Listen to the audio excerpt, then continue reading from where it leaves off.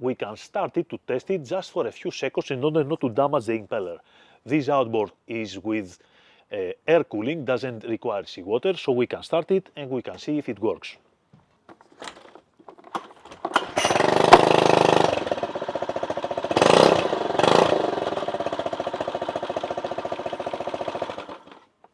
Outboard works, and preferably, and this is what we will do now, we will turn off the fuel, the switches, and then we will start it to drain all the fuel that it has inside the pipe system so we can have better start the next time, or else it's going to be stuck.